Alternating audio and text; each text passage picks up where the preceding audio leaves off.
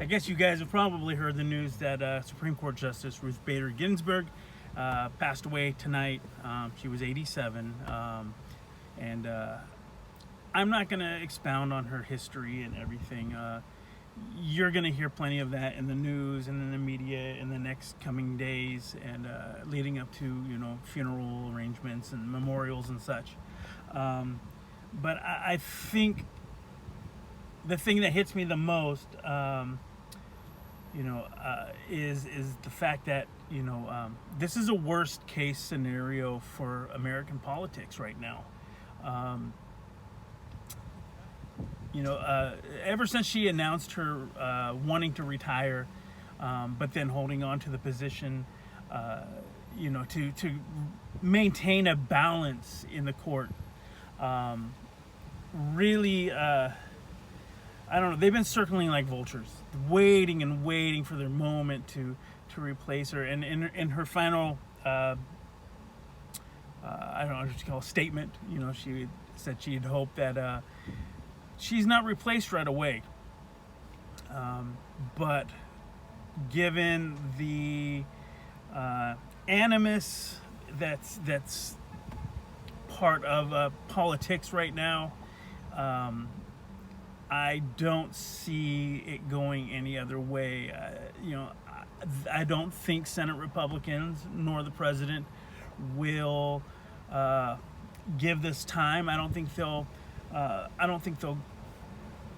push past their, or I don't think they'll uphold their own rhetoric of, we shouldn't be, confirming justices, during an election, that sort of thing. Because there's no rule that prevents it. Honestly, there isn't. It's just been sort of a political grandstanding move to not do so. You're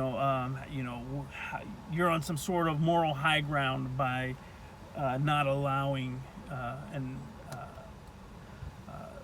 something like that to happen. But really, when you think about it, and it's really terrible because having like a 5-4 situation allows for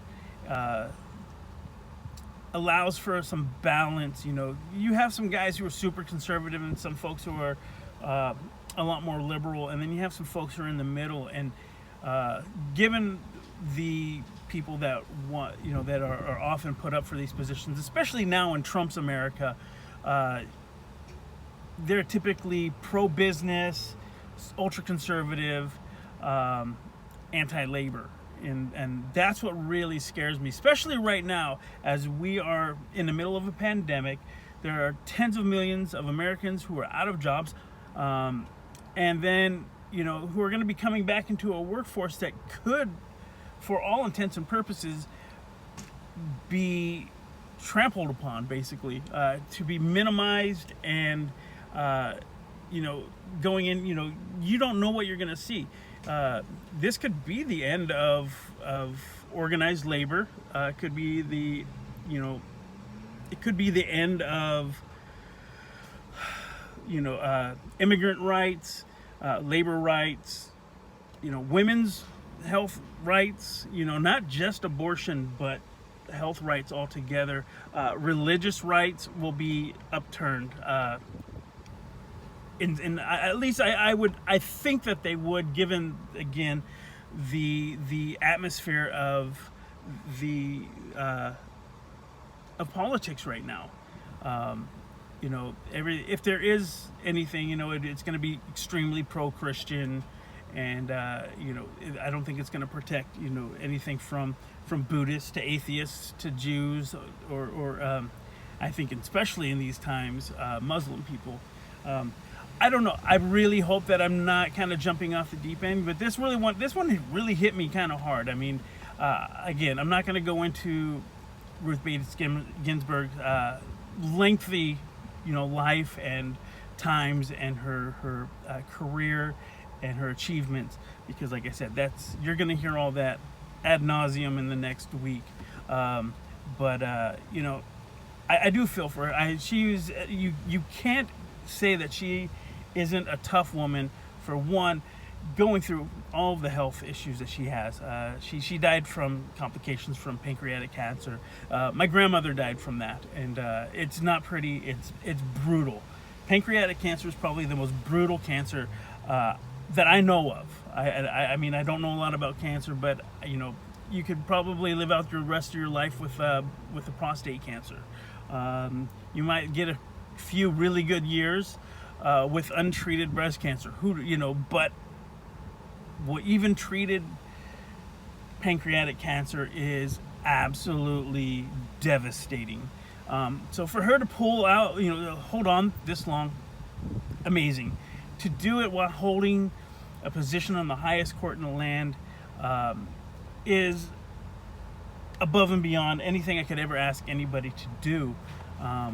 Why, like I said though, as soon as she said she was going to retire some time ago, they've been licking their lips. Just a couple weeks ago, Trump had another list of people he wants to put up for the next justice. So I really hope that American politics takes a moment and holds off on trying to push through another Kavanaugh who just barely made it in, and they picked somebody who's kind of a bipartisan pick, somebody who can sit somewhere in the middle and not be so I fear a super conservative Supreme Court, not because of anything too. I'm not afraid of losing my gun rights. I was never afraid of that. I was never afraid of losing my religious rights. Never. But at this point in seeing what we have seen, I am afraid of, like I said, losing rights as a worker, losing rights as a, not myself personally, but people I know, losing rights as immigrants, and having no religion or different religion other than the super Christian variety. When I say super Christian, I mean that's the big majority of religion in the country is some form of Christianity, Catholicism, Protestant. The list goes on. Baptist. It's all basically Christianity. So yeah, this one hits hard, and I really hope that we'll step back and maybe we'll appeal to. Sorry, I'm having a hard time with words right now, but appeal to these better senses, these better morals, and hold on for a while. Let's wait till the end of the election, and not just the end of the election, but if there's a new president inauguration, before we go forward. We don't need to move so quickly. But like I said, I hope cooler heads prevail here. But unfortunately, again, with the way politics has been these last few years, I don't think anything would be a bigger get them liberals, and than to push through another Supreme Court justice, especially a super conservative justice. It's scary. It's really, really scary. But with that, I really wish the best to her family and her friends and her colleagues. And I'm kind of getting choked up myself here. But anyways, I'm going to take off. Take care. I'm going to come back in a little bit and talk A's with you guys. So we'll see you in a little bit.